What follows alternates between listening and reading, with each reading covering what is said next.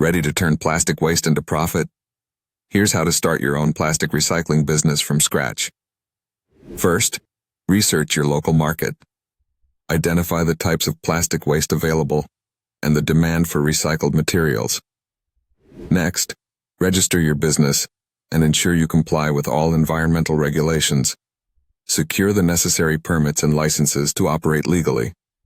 Choose a suitable location with access to utilities and transportation.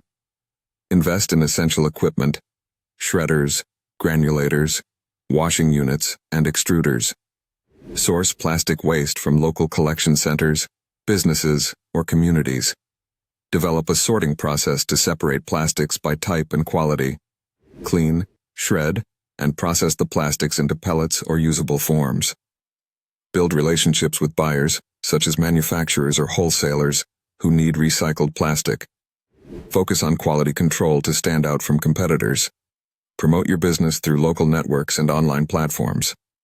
Finally, keep improving your process for efficiency and sustainability.